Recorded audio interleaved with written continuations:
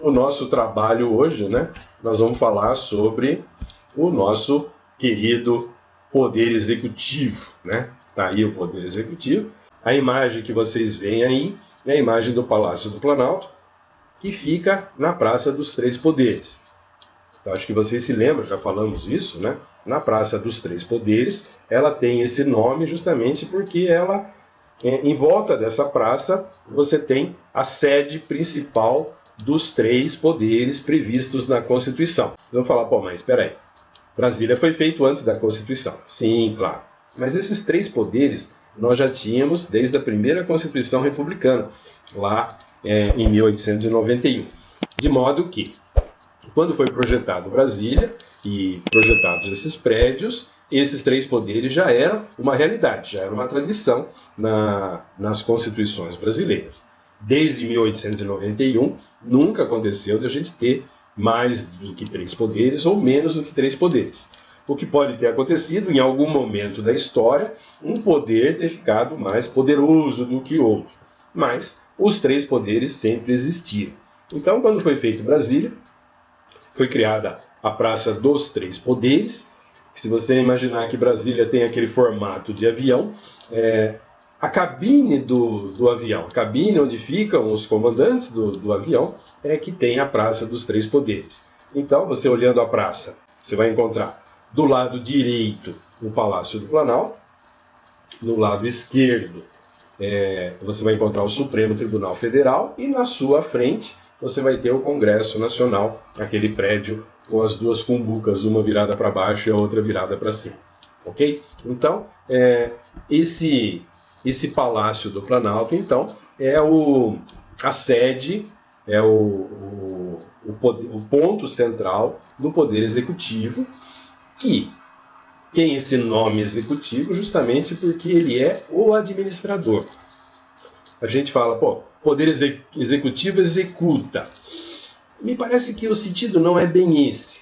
Quando você encontra, você trabalha numa empresa, você conhece uma empresa que tem lá o seu administrador, o seu gerente, o seu diretor, você deve ter essa informação de que aquele sujeito é o executivo da empresa. O executivo tem esse sentido de administrar. Ele não é o dono, ele é o administrador. Pode acontecer numa empresa do administrador também ser o titular da maior parte do capital.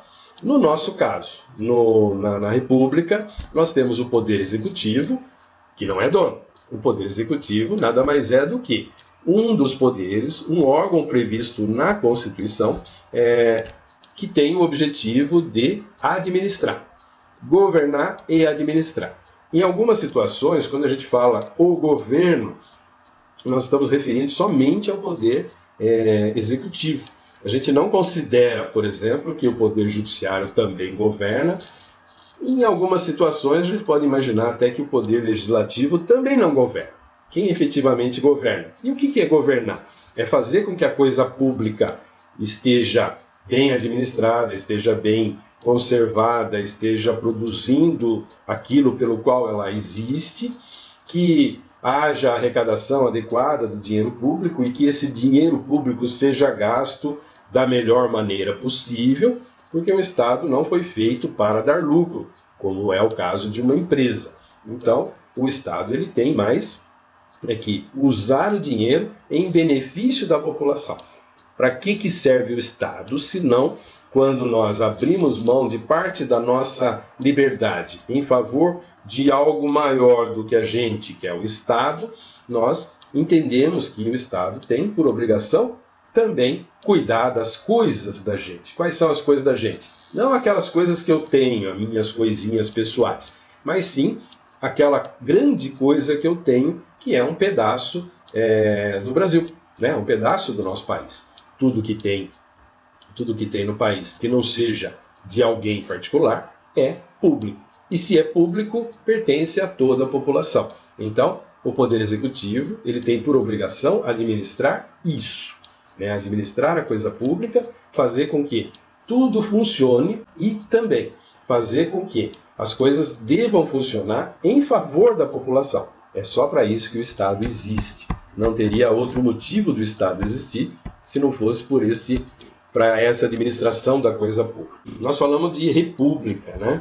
Então nós temos aquela situação em que o Brasil, durante algum tempo, foi uma monarquia, no caso foi um império, né? E posteriormente ele se tornou república. E nós sabemos que a diferença entre república e império ou monarquia é que na república os bens são públicos, os bens de todos são públicos e na monarquia não. Enfim. Mas hoje nós temos ainda uma outra situação de governo que acontece no nosso país e acontece em outros países. Mas em algumas situações nós temos um governo diferente, que é o caso do presidencialismo e do parlamentarismo. Nós conhecemos as duas formas de governo, primeiro porque a gente vê na imprensa que alguns países adotaram o sistema parlamentarista, em alguns países adotaram o sistema presidencialista. A diferença entre esses dois sistemas é bastante complexa, mas a gente pode resumir em alguns pontos simples. Primeiro, no parlamentarismo, a gente tem um primeiro-ministro e no presidencialismo, um presidente. Bom, isso parece a coisa mais simples aí. Mas a complexidade fica em torno da função dessas duas pessoas. Então, um presidente da República, a função dele no sistema presidencialismo é ser chefe de Estado e chefe de governo. O que são essas coisas? O chefe de Estado é aquele que representa, falando de uma maneira bem jocosa, é aquele que vai na festa, é aquele que assina as coisas como o representante daquele país. Esse é o chefe de Estado. E o chefe de governo é aquele que administra, é aquele que assina os decretos, é aquele que determina uma coisa ou determina outra dentro da sua área de atuação, dentro da sua área de governo. Então, no sistema presidencialista, a mesma pessoa faz as duas coisas, que é o presidente. Esse sistema é adotado em quase todos os países da América, com exceção do Canadá e algumas ilhas lá das Antilhas. Bom, mas enfim, são países bem pequenininhos. De países grandes, o que a gente tem de diferente é o Canadá, que não é presidencialista. Mas os Estados Unidos são, o México, vários países da América Central, todos os países da América do Sul, todos eles adotam o sistema presidencialista, onde nós elegemos um presidente, esse presidente tem um mandato com um tempo fixado na lei, e ele fica o tempo todo governando e representando. Então, o presidente, de manhã ele assina um decreto determinando alguma coisa. À tarde ele pega um avião, vai numa reunião mundial, numa reunião internacional e representa o Brasil naquela reunião. Perfeito, é assim que funciona o negócio. No parlamentarismo, nós temos a figura do primeiro-ministro e nós temos uma outra figura também, que pode ser um presidente, como pode ser um rei ou uma rainha. Como é que funciona o negócio? O primeiro-ministro, ele não é eleito pelo voto popular, como nós elegemos o presidente.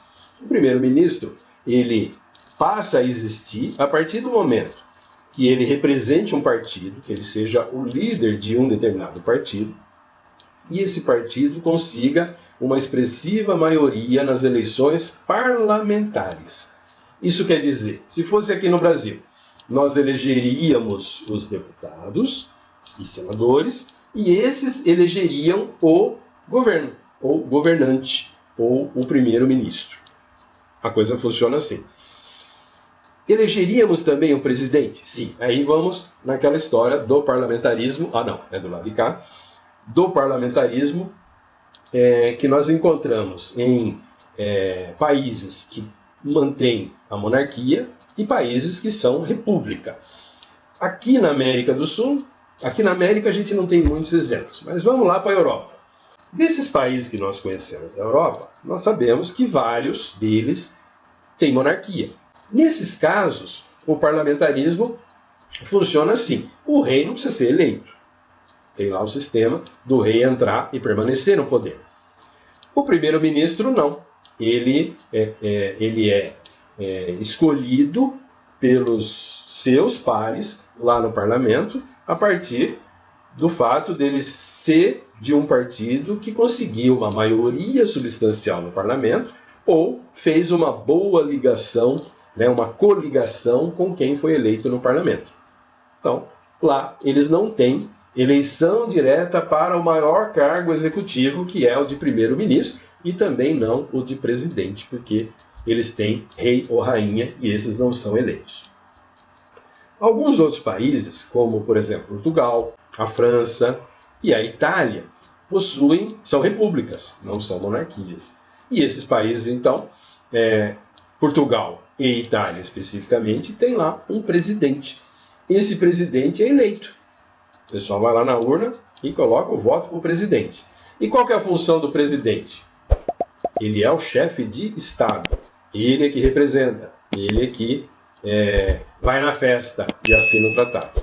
Ao passo que o primeiro-ministro é o que assina decreto, é o que determina a administração pública. É assim que funciona os dois sistemas. Por que a gente fala tanto desses dois sistemas e por que a gente aprende ou a gente discute esses dois sistemas se o Brasil é um país presidencialista? Opa, vamos lembrar uma coisa. O Brasil já teve experiência parlamentarista no período de 61 até 63. Foi quando houve, com a renúncia do presidente eleito, do regime presidencialista e a resistência, não só popular, como de algumas forças poderosas, como as Forças Armadas, à posse do vice. Então, nós tivemos uma experiência parlamentarista, mas foi uma experiência muito pequenininha.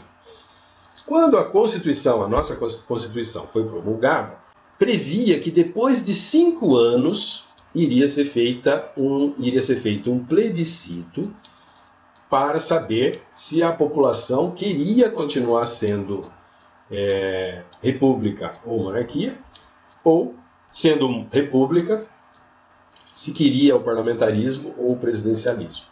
Essa eleição, ou esse plebiscito foi feito em 93, 5 anos depois da promulgação da Constituição, e foi, então, um outro momento da nossa história constitucional que nós discutimos parlamentarismo.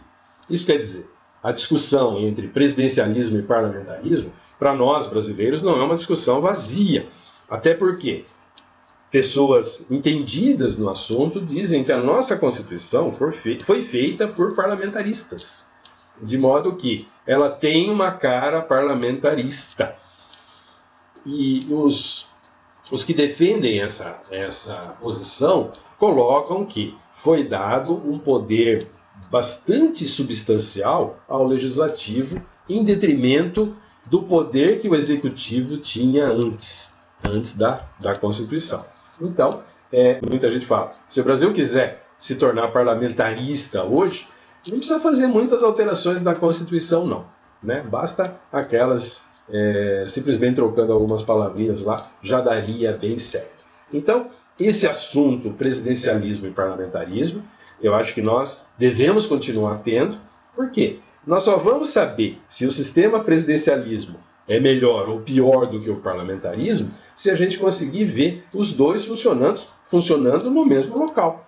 Não adianta a gente fazer uma comparação. Mas aqui nós temos o presidencialismo e lá na França é parlamentarismo e lá eles vivem melhor do que nós.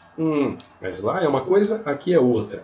Mas os Estados Unidos são presidencialistas e eles vivem melhor do que nós. Também não é uma experiência válida. A gente só saberia fazendo essa experiência aqui. Bem, mas isso é uma questão política que não compete a gente decidir agora. Mas enfim, entendam então por que a gente discute tanto, por que a gente fala tanto sobre esses sistemas, que parece que no Brasil é uma coisa tão distante, mas na verdade não é tão distante assim.